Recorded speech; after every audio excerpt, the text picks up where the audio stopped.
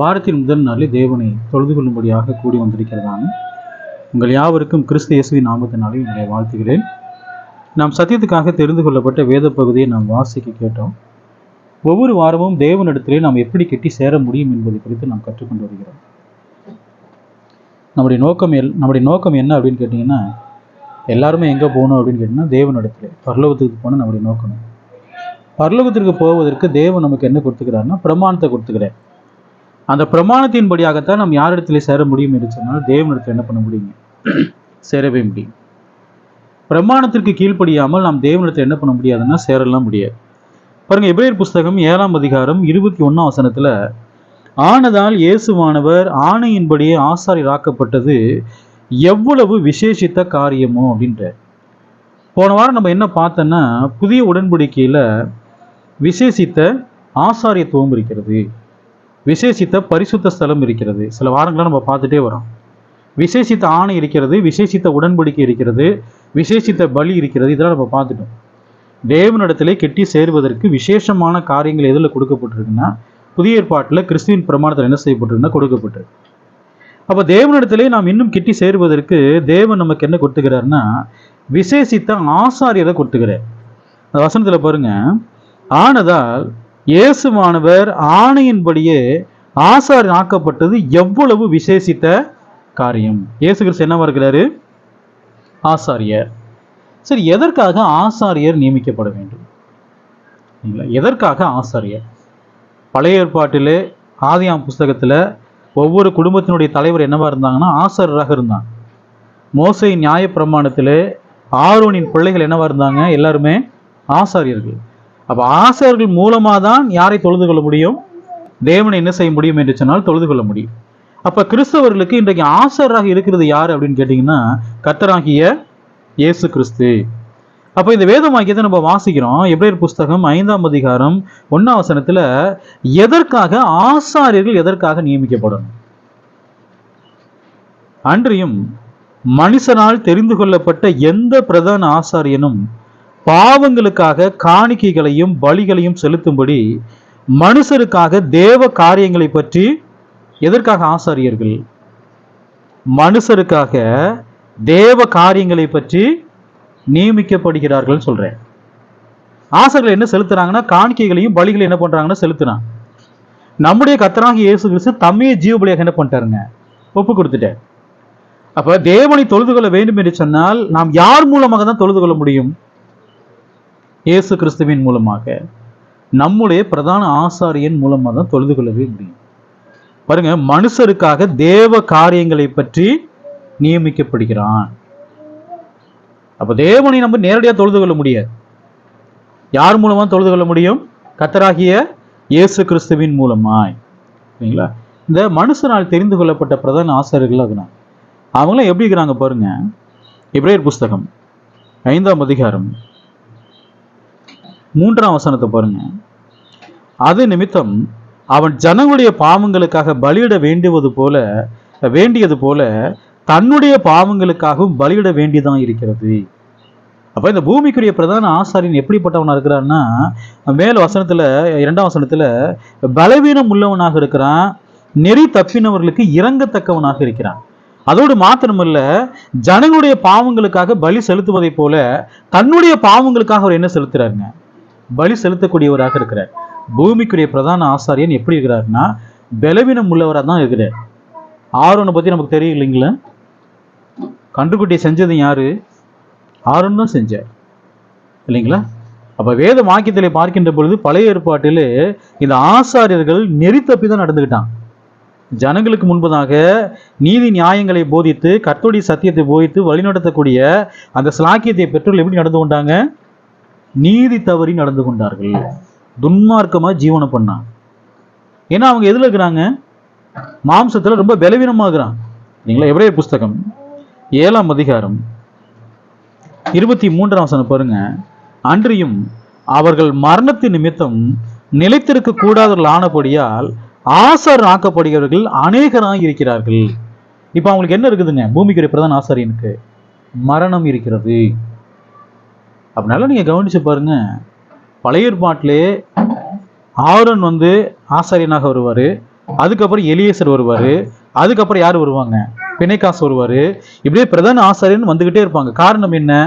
என்ன காரணம்னா அவர்கள் மனுஷனா இருக்கிறபடினாலே தொடர்ந்து என்ன செய்ய முடியாது, நிலைத்திருக்க, பிரதான ஆசாரியனாக நிலைத்திருக்க முடியாது. எபிரேயர் புஸ்தகம் 3ஆம் அதிகாரம் 1ஆம் வசனத்தை பாருங்க. இப்படி இருக்க பரம அழைப்புக்கு பங்குள்ளவர்களாகிய பரிசுத்த சகோதரரே, நாம் அறிக்கை பண்ணுகிற அப்போஸ்தலரும் பிரதான ஆசாரமா இருக்கிற கிறிஸ்து இயேசுவை கவனித்து, இப்ப நம்ம யாரை கவனித்து பார்க்க வேண்டும்? வசனத்துல அப்போஸ்தலரும் பிரதான ஆசாரியருமா இருக்கிற கிறிஸ்து இயேசுவை கவனித்து பாருங்கள். இயேசு கிறிஸ்து யாரு? பிரதான ஆசாரியர் இல்லைங்களா? இன்னொரு வேத வாக்கியத்தை பாருங்க. எபிரேயர் புஸ்தகம் 4ஆம் அதிகாரம் 14ஆம் வசனத்துல, வானங்களின் வழியாய் பரலோகத்துக்கு போன தேவகுமாரனாகிய இயேசு என்னும் மகா பிரதான ஆசாரியர் நமக்கு இருக்கிறபடியினால் நாம் பண்ணின அறிக்கையை உறுதியாய். அப்ப இயேசு கிறிஸ்து எங்க போயிருக்கிறார் பார்த்தீங்களா? வானங்களின் வழியாய் பரலோகத்திற்கு போன தேவகுமாரனாகிய இயேசு என்னும் மகா பிரதான ஆசாரியர். சாதாரணமான பிரதான ஆசாரியரை, எப்படிப்பட்ட பிரதான ஆசாரியருங்க? மகா பிரதான ஆசாரியர். அவர் யாரு? வசனத்துல தேவகுமாரன். அவர் எங்க இருக்கிறாரு? எப்படி போனாரு? பூமியிலிருந்து வானங்களின் வழியாய். பூமியிலே வாழக்கூடிய தேவனுடைய பிள்ளைகளுக்கு இன்றைக்கு ஒரு பிரதான ஆசாரியர் இருக்கிறார் என்று சொன்னது பிரதான ஆசாரியராருங்க இயேசு கிறிஸ்து. எப்படிப்பட்ட பிரதான ஆசாரியர்? மகா பிரதான ஆசாரியர். இந்த கேள்வி என்னன்னா, இயேசு கிறிஸ்து எப்படி பிரதான ஆசிரியராக இருக்கிறாரு? நான் பழைய ஏற்பாட்டுல மோசே நியாயப்பிரமாணத்தில் தேவன் என்ன சொன்னார்னா, ஆசாரியர்கள் நியமிக்கும் போதே சொன்னாரு, இந்த ஆசாரிய வேலையை செய்யும்படியாக வேறு எந்த கோத்திரத்தை சேர்ந்தவன் எழும்பினாலும் என்ன செய்யப்படவன், என்ன செய்யப்பட கடவன், கொலை செய்யப்பட கடவன் சொன்னேன். ஆசாரியர்கள் யாரெல்லாம் இருக்கணும்னா, லேவியின் புத்திரர்கள், ஆரோனின் பிள்ளைகள் என்னவா இருக்கணுங்க? ஆசாரியர்கள். வேறு யாராவது அந்த ஊழியத்தை சேரும்படியாக பக்கத்துல போனாலும் என்ன ஆயிரணும், அவங்க கொண்டு போட்டுருங்கன்றார். உசியா ராஜா யூத கோத்திரத்தை சேர்ந்தவர், தேவனுக்கு ஆராதனை செய்யும்படி எங்க போறாரு? பரிசலத்துக்கு போறாரு. ஆசாரியர்கள் எதிர்த்து நிக்கிறாங்க. தேவன் என்ன கொடுத்தாருங்க? நெற்றியில குஷ்டரோகம்.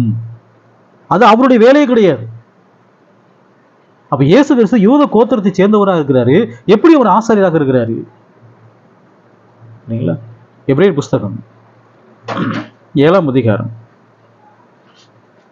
13ஆம் வசனம் பாருங்க. இவைகள் எவரை குறித்து சொல்லப்பட்டிருக்கிறதோ அவர் வேறொரு கோத்திரத்துக்குள்ளானவராக இருக்கிறாரே, அந்த கோத்திரத்தில் ஒருவனாகிலும் பலிபீடத்து ஊழியம் செய்தது. யூத கோத்திரத்துல யாரு பலிபீடத்து ஊழியம் செஞ்சாங்க? யாருமே கிடையாது. என அடுத்த வசனம் பாருங்க. நம்முடைய கர்த்தர் யூதா கோத்திரத்தில் தோன்றினார் என்பது பிரசித்தமா இருக்கிறது. அந்த கோத்திரத்தாரை குறித்து மோசே ஆசாரித்துவத்தை பற்றி ஒன்றும் சொல்லவில்லையே. தேவன் ஒண்ணு சொல்லிட்டான்னு வச்சுக்கோங்களேன், அது மாற்று கருத்தெல்லாம் எதுவுமே இருக்கவே கூடாது. லேவியின் புத்தர்ல ஆரோனின் பிள்ளைகள் மாத்திரம் ஆசாரியர்கள் தேவன் சொல்லிட்டாருன்னா, மற்ற கோத்திரத்தை பற்றி என்ன? அது விலக்கப்பட்டதுன்னு அர்த்தம், அது தள்ளப்பட்டதுன்னு அர்த்தம். தேவன் எதை ஒன்றை குறிப்பிடுறாரோ அது மாத்திரம் தான் எப்படிப்பட்டதுங்க? நிலைத்திருக்கக்கூடியது. இது யூத கோத்திரத்தை பத்தி மோசையின் பிரமாணத்தில் எதுவுமே சொல்லல. மற்ற கோத்திரத்தார் ஆசிரியராக இருக்கக்கூடாது என்று தேவன் என்ன பண்ணல, சொல்லல. ஆனால் போய் செய்யலாமா? யூதர்கள் போய் செய்ய முடியாது. தேவன் ஒரு கோத்திரத்தை குறிப்பிட்டு இவர்கள் மாத்திரம்தான் ஆசாரியர்கள் என்று சொன்னால் மற்ற கோத்திரத்தார் என்ன செய்யப்பட்டிருக்கிறாங்க? தள்ளப்பட்டிருக்காங்கன்னு அர்த்தம். அந்த ஊழியத்தை செய்யாதபடிக்கு தள்ளப்பட்டு இருக்கிறார்கள். இயேசு கிறிஸ்து யூத கோத்திரத்தில் பிறந்தார் என்பது பிரசித்தமா இருக்கிறது. அந்த கோத்திரத்தை சேர்ந்தவர்கள் யார் ஒருத்தரும் மின்னாகலங்க, பலிபீடத்து ஊழியம் செய்யவில்லை. இல்லைங்களா? 8ஆம் வசனம் பாருங்க. எபிரேயர் புஸ்தகம் 8ஆம் அதிகாரம் 3-4 வசனங்களை பாருங்க. ஒவ்வொரு பிரதான ஆசாரியனும் காணிக்கைகளையும் பலிகளையும் செலுத்தும்படி நியமிக்கப்படுகிறான். ஆதலால் செலுத்தும்படிக்கு ஏதோ ஒன்று இவருக்கு அவசியம் வேண்டிதான் இருக்கிறது. பூமியிலே அவர் இருப்பாரானால் ஆசாரம் இருக்க மாட்டார். ஏனெனில் நியாய பிரமாணத்தின்படி காணிக்கைகளை செலுத்துகிற ஆசாரியர்கள். அப்ப இயேசு கிறிஸ்து இந்த பூமியில இருப்பாருன்னா அவர் என்னவா இருக்க முடியாது? ஆசாரியனாக இருக்க முடியாது. கிபி 70 வரைக்குமே தேவாலயத்துல யார் வேலை செஞ்சுட்டே இருந்தாங்க? ஆசாரியர்கள் வேலை செஞ்சுட்டே இருந்தாங்க. அப்ப இயேசு பூமிக்குரிய பிரதான ஆசாரியரை, நியாய பிரமாணத்தின்படி இருக்கக்கூடிய அந்த பிரதான ஆசாரியரை இல்ல. அப்ப இயேசு கிறிஸ்து எந்த முறைமையின்படி அவர் ஆசாரியர்? ஆரோனின் முறைமை ஒன்று இருக்கிறது, மெல்கிசேதேக்கின் முறைமைன்னு ஒன்று இருக்குது. எந்த முறைமையின்படி இயேசு கிறிஸ்து ஆசாரியராக இருக்கிறார்? எபிரேயர் புஸ்தகம் 5ஆம் அதிகாரம் 6ஆம் வசனம் பாருங்க. அப்படியே வேறொரு இடத்திலும் நீர் மெல்கிசேதேக்கின் முறைமையின்படி என்றென்றைக்கும் ஆசாரியர் இருக்கிறீர் என்று சொல்லி இருக்கிறார். பாருங்க, இந்த 5ஆம் அதிகாரம் 6ஆம் வசனம், 5ஆம் அதிகாரம் 10ஆம் வசனம், எபிரேயர் 6ஆம் அதிகாரம் 20ஆம் வசனம், அந்த வசனத்தை பார்க்கும்போது இயேசு கிறிஸ்து எப்படி பிரதான ஆசாரியர், எந்த முறைமையின்படி பிரதான ஆசாரியர்னா மெல்கிசேதேக்கின் முறைமையின்படி. ஆரோனின் ஆசாரியத்துவத்தில் இயேசு கிறிஸ்து வரல. எந்த ஆசாரியத்துவத்தில் வந்துகிறாரு? மெல்கிசேதேக்கின் முறைமையின்படி. ஆசாரியத்துவம் மாற்றப்படுமையானால் நியாயப்பிரமாணம் என்ன செய்யப்படுங்க? மாற்றப்படும். இயேசு கிறிஸ்து இன்றைக்கு ஆசாரியர் இருக்கிறார் என்று சொன்னால் அப்ப எது மாற்றப்பட்டிருக்கு? நியாயப்பிரமாணம் என்ன செய்யப்பட்டிருக்குங்க? மாற்றப்பட்டிருக்கு. சரிங்களா? எபிரேயர் புஸ்தகம் 2ஆம் அதிகாரம் 17ஆம் வசனம் பாருங்க.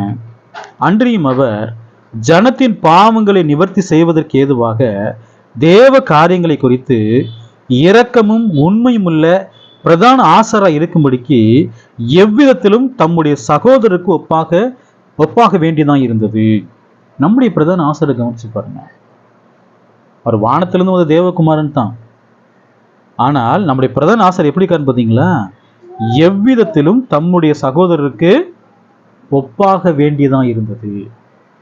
இயேசு கிறிஸ்து நம்மை போல் மாம்சத்திலும் ரத்தத்திலும் வந்தவர். நம்மை போல் மாம்சத்திலும் ரத்தத்திலும் வந்தவர். இயேசு 100% தேவனாகவும் 100% மனுஷனாகவும் இருந்தாரு. அப்படி யாராவது இருக்க முடியுமா? யாருமே அப்படி இருக்க முடியாது. இயேசு கிறிஸ்து நம்மை போல் மாம்சத்திலும் ரத்தத்திலும் வந்தவர். வசனத்துல பாருங்க, அவர் எப்படிப்பட்ட பிரதான ஆசிரியர் பாருங்க. தேவ காரியங்களை குறித்து இரக்கமும் உண்மையும் உள்ள பிரதான ஆசாரியர். பழைய ஏற்பாடு பிரதான ஆசாரியர்கள் எப்படிப்பட்டவங்க? எல்லாருமே பெரும்பாலும் பலவீனமானவர்கள், அக்கிரமம் செய்யக்கூடியவங்களா இருந்தாங்க, ஜனங்களை வஞ்சிக்கக்கூடியவங்களா இருந்தாங்க. கூலி வாங்காம எதை கொளுத்த மாட்டாங்க? பலிபீடத்தை கொளுத்த மாட்டான். கூலி வாங்கி தான் கொளுத்துவான். தேவாலயத்தை பூட்டிட்டாங்க இல்லைங்களா? அவ்வளவு மோசமா இருந்தான். ஆனால் நம்முடைய பிரதான ஆசாரியர் நம்மை போல் இருக்கிறார். அவர் எப்படிப்பட்டவர்? இரக்கமும் உண்மையும் உள்ள பிரதான ஆசாரியர். இன்னொரு வசனம் பாருங்க. எபிரேயர் புஸ்தகம் 4ஆம் அதிகாரம் 15ஆம் வசனத்தை வாசிக்கலாம். நம்முடைய பலவீனங்களை குறித்து பரிதபிக்க கூடாத பிரதான ஆசாரியர் நமக்கு இராமல் எல்லா விதத்திலும் நம்மை போல் சோதிக்கப்பட்டும் பாவம் இல்லாதவராக இருக்கிற பிரதான ஆசாரியரே நமக்கு இருக்கிறார். இஸ்ரவேல் ஜனங்களை காட்டிலும் யார் பாக்கியவான்கள்? நம்ம தான் பாக்கியவான்கள். அவர்களுக்காக கொடுக்கப்பட்ட பிரதான ஆசாரியர்கள் எப்படி இருந்தாங்கன்னா பாவிகளா இருந்தாங்க. நம்முடைய பிரதான ஆசிரியர் பாருங்க, எல்லா விதத்திலும் நம்மை போல் சோதிக்கப்பட்டும் பாவம் இல்லாதவரை இருக்கிற பிரதான ஆசாரியர் நமக்கு இருக்கிறார். நம்முடைய பிரதான ஆசிரியர் எப்படிப்பட்டவர்? பாவம் இல்லாதவராக இருக்கிற. மேல பாருங்க 15ஆம் வசனத்துல, நம்முடைய பலவீனங்களை குறித்து பரிதபிக்க கூடாத பிரதான ஆசாரியர் நமக்கு இராமல் எல்லா விதத்திலும் நம்மை போல் சோதிக்கப்பட்டும் பாவம் இல்லாத. எல்லா விதத்திலும் சொல்லும் பொழுது ஏதாவது மிச்சம் இருக்குதா? எதுவுமே கிடையாது. நமக்கு என்னென்ன சோதனைகள் வருகிறதோ எல்லா சோதனையும் யாருக்கு வருதுங்க? இயேசு கிறிஸ்துக்கும் வந்துருக்குது. ஏன்னா நியாய தீர்ப்புனால போய் நம்ம இயேசுவின் இடத்துல கேள்வியெல்லாம் கேட்க முடியாது. ஆண்டவரே, இந்த சோதனை உங்களுக்கு வரல, வந்திருந்தா என்ன இருப்பீங்க? நீங்க விழுந்து போயிருப்பீங்க நம்ம சொல்ல முடியாது. ஏன்னா அந்த வசனத்துல பாருங்க, எல்லா விதத்திலும் ஏதாவது மிச்சம் இருக்குதா? தேவன் அவரை எல்லா விதத்திலும் நம்மை போல என்ன பண்ணிக்கிறாருங்க? சோதிச்சுக்கிறார். சோதிக்கப்பட்டும் பாவம் இல்லாத பிரதான ஆசாரியர். நீங்க நிறைய பேர் என்ன சொல்றாங்க, இயேசு கிறிஸ்துவை போல என்ன செய்ய முடியாது, வாழ முடியாது. ஏன்னா அவர் தேவனுடைய குமாரனுங்க, அவர் வானத்திலிருந்து வந்தவன்றான். அதனால என்ன செய்ய முடியும், இந்த பூமியில பாவம் இல்லாமல் வாழ முடியும்ன்றான். என்ன காரணம் காட்டுறாங்க, அவர் தேவனுடைய குமாரன், வானத்திலிருந்து வந்தவர் அப்படின்னு சொல்றாங்களே ஒழிய எல்லா விதத்திலும் நம்மை போல் சோதிக்கப்பட்ட பிரதான ஆசார் என்றதை யார சொல்றாங்களே.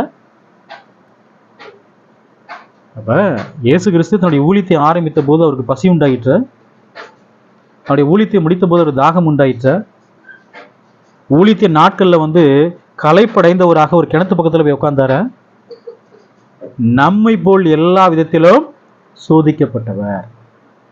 அப்படிப்பட்ட பிரதான ஆசிரியருக்கு இருக்கிறாங்க, நமக்கு இருக்கிறார். எபிரேயர் புஸ்தகம் 7ஆம் அதிகாரம் 26ஆம் வசனம் பாருங்க. பரிசுத்தரும் குற்றமற்றவரும் மாசில்லாதவரும் பாவிகளுக்கு விலகினவரும் வானங்களில் உயர்ந்தவருமா இருக்கிற இவ்விதமான பிரதான ஆசாரியரை நமக்கு ஏற்றவர். நம்முடைய பிரதான ஆசாரியர் எப்படிப்பட்டவர் பார்த்தீங்களா, பரிசுத்தர். எப்படிப்பட்டவர், பரிசுத்தர். ரெண்டாவது பாருங்க, குற்றமற்றவர்னு சொல்லப்பட்டார். இயேசுவின் இடத்துல யாராவது குற்றத்தை சொல்ல முடியுமா? இல்லை. நீங்க இந்த பைபிள் ஸ்கூலுக்கு நீங்க வந்திருந்தீங்கன்னா இன்னும் பாடங்கள் நிறைய வரும். இயேசு கிறிஸ்து சிலுவை கொண்டு போறதுக்கு முன்னாடி நிறைய பொய் சாட்சிகள்லாம் சொல்லுவாங்க. ஒரு பொய் சாட்சி கூட என்ன செய்யப்படலைங்க, நிரூபிக்கப்படவே இல்லை, ஒண்ணுக்கு ஒண்ணு ஒவ்வவே இல்லை. சிலுவையில மறிக்கிற வரைக்கும் இயேசு கிறிஸ்து எப்படிதான் இருந்தாரு, குற்றமற்றவர், நீதி உள்ளவர் தான் இருந்தார். அப்ப குற்றமற்றவரும் மாசில்லாதவரும் பாவிகளுக்கு விலகினவரும் வானங்களில் உயர்ந்தவருமாய் இருக்கிற இவ்விதமான பிரதான ஆசாரியர் நமக்கு ஏற்றவராய். எப்படிப்பட்ட பிரதான ஆசாரியர் பாருங்க. நம்ம இவர் மூலமா தான் யார்கிட்ட சேர போறோங்க, பிதாவாகிய தேவனிடத்திலே சேரப்போகிறோம். நமக்கு மாதிரியாக இருக்கிறது யாரு, கர்த்தராகிய இயேசு கிறிஸ்து. நமக்கு அடிச்சுவடை வச்சிருக்கிறாரு, அவரை பின் தொடர்ந்து போகும்படியாக என்ன வச்சுக்கிறாருங்க, அடிச்சுவடை வச்சுக்கிறாரு. அந்த அடிச்சுவடை தான் நம்ம என்ன செய்யறோம், பின்பற்றுகிறோம், இல்லைங்களா? எபிரேயர் புஸ்தகம் 5ஆம் அதிகாரம் 5ஆம் வசனத்தை பாருங்க. அந்தபடி கிறிஸ்துவும் பிரதான ஆசாரியர் ஆகிறதற்கு தம்மை தாமே உயர்த்தவில்லை. நீர் என்னுடைய குமாரன், இன்று நான் உம்மை ஜெனிப்பித்தேன் என்று அவரோடு சொன்னவரே அவரை. இயேசு நான் தான் பிரதான ஆசாரியர், நான் தான் பிரதான ஆசாரியர் தன்னைத்தானே உயர்த்திக்கிட்டாரு. இயேசுவை பிரதான ஆசாரியராக நியமித்தவர் யார்? வசனத்துல அவர்கிட்ட என்ன சொல்லிக்காரு பார்த்தீங்களா, இயேசுவின் இடத்துல நீர் என்னுடைய குமாரன், இன்று நான் உம்மை என்ன செஞ்சேன், ஜெனிப்பித்தேன் என்று அவரோடு சொன்னவர் என்ன பண்ணிக்கிறாருங்க, உயர்த்துகிறார். அப்ப நமக்கும் தேவனுக்கும் நடுவே பிரதான ஆசிரியராக யார் ஏற்படுத்தப்பட்டிருக்க, கர்த்தராகிய ஏற்படுத்தினவர் யார், பிதாவாகிய தேவன். சரிங்களா? எதற்காக அவர் ஏற்படுத்தப்பட்டிருக்கிறாரு? எபிரேயர் புஸ்தகம் 9ஆம் அதிகாரம் 11ஆம் வசனம் பாருங்க, 11, 12 பாருங்க. கிறிஸ்துவானவர் வரப்போகிற நன்மைகளுக்குரிய பிரதான ஆசாரியராய் வெளிப்பட்டு கையினால் செய்யப்பட்டதாகிய இந்த சிருஷ்டி சம்பந்தமான கூடாரத்தின் வழியாக அல்ல, பெரிதும் உத்தமமான கூடாரத்தின் வழியாகவும் வெள்ளாட்டுக்கடா இளங்காலை இவருடைய ரத்தத்தினாலும் அல்ல, தம்முடைய சொந்த இரத்தத்தினாலும் ஒரே தர மகா பரிசுத்தத்தில் பிரவேசித்து நித்திய மீட்பை உண்டு பண்ணினார். பாருங்க, இந்த 2 வசனத்துல நிறைய காரியங்களை அவர் பேசுறாரு பாருங்களேன். கிறிஸ்துவானவர் வரப்போகிற நன்மைகளுக்குரிய பிரதான ஆசாரியர். நித்திய நியாய தீர்ப்பு நாளுக்கு அப்புறம் நமக்கு நிறைய நன்மைகள் வரப்போகுது. அந்த நன்மைகளுக்குரிய பிரதான ஆசிரியர் யார் இருக்கிறாங்க, கிறிஸ்துவானவர். கையினால் செய்யப்பட்டதாகிய இந்த சிருஷ்டி சம்பந்தமான கூடாரத்தின் வழியாக அல்ல. பூமிக்குரிய கூடாரத்துல அந்த வழியா போனாரா? இல்ல, பெரிதும் உத்தமமான கூடாரத்தின் வழியாகவும் வெள்ளாட்டுக்கடா இளங்காலை இவையுடைய ரத்தத்தினாலும் அல்ல. எப்படி போயிருக்காரு பார்த்தீங்களா, தம்முடைய சொந்த இரத்தத்தினாலும் ஒரே தர மகா பரிசுத்தத்தில் பிரவேசித்து நித்திய மீட்பை, நம்முடைய சொந்த இரத்தத்தினாலும். பூமிக்குரிய கூடாரத்துல ஒரு பிரதான ஆசாரியன் வருஷத்துக்கு ஒரு முறை என்ன பண்ணுவாருங்க, மிருகத்தின் ரத்தத்தோடு எங்க பிரவேசிப்பார், மகா பரிசுத்தத்தில் பிரவேசிப்பார். அந்த பிரதான ஆசாரியன் பாவம் உள்ளவராக இருக்கிறாரு, அக்கிரமம் செய்யக்கூடியவராக இருக்கிறாரு. அதனால தன்னுடைய பாவங்களுக்காக பலி செலுத்திட்டு அந்த ரத்தத்தை எடுத்து எங்க போவாருங்க? மகா பரிசுத்தலத்துக்கு போவார். ஆனால் நம்முடைய பிரதான ஆசாரியர் எப்படி போயிருக்கிறாரு? தம்முடைய அந்த சொந்த ரத்தம் என்பது என்ன? சிலுவையின் மரண பரியந்தம் கீழ்ப்படிந்தவராகி. ஒரு எப்படிப்பட்ட பிரதான ஆசாரியர்? மேல வாஸ்தவம் இல்லைங்களா? குற்றமற்றவர், பரிசுத்தரும் குற்றமற்றவரும் மாசில்லாதவரும் பாவிகளுக்கு விலகினவரும் வானங்களில் உயர்ந்தவருமாயிருக்கிற அந்த பிரதான ஆசாரியர். அப்ப இந்த பிரதான ஆசாரியர் எங்க போயிருக்கிறாருங்க? மகா பரிசுத்தம், தேவன் வாசம் செய்யக்கூடிய மகா பரிசுத்தத்துக்கு என்ன இருக்கிறாருங்க? போயிருக்கிறார். அப்ப அந்த மகா பிரதான ஆசாரியர் மூலமாக நமக்கு என்ன இருக்குங்க? மீட்பு இருக்கிறது. அந்த மகா பிரதான ஆசாரியர் மூலமாக நமக்கு என்ன இருக்குன்னா நன்மைகள் இருக்கிறது, வரப்போகிற நன்மைகள் சொல்றார். நாம் இன்னைக்கு தேவனை தொழுது கொள்கிறோம் என்று சொன்னால் யார் மூலமா தொழுது கொள்றோம்? கர்த்தராகிய நேரடியாக நாம் தொழுது கொள்ள முடியுமா? முடியாது. என்னை அல்லாமல் ஒருவனும் அங்க வர முடியாதுங்க, பிதாவின் இடத்துல வர முடியாது. நானே வழியும் சத்தியமும் ஜீவனுமா இருக்கிறேன்னு சொல்றார். இயேசு கிறிஸ்துவை அல்லாமல் நம்மால் ஒன்றும் என்ன பண்ண முடியாதுங்க, செய்ய முடியாது. அப்ப இயேசு கிறிஸ்து மெல்கிசேதேக்கின் முறைமையின்படி என்னவா இருக்கிறாரு? பிரதான ஆசாரியர். இந்த மெல்கிசேதேக்கின் முறைமையின என்னங்கிறத கர்த்தருக்கு சித்தமானால் அடுத்த வார்த்தை நம்ம என்ன செய்ய பார்க்கலாம். இந்த தேவனுடைய வார்த்தை கேட்டவங்களை ஒருவரும் தேவன் தாமே ஆசீர்வதிப்பாராக. ஆமென்.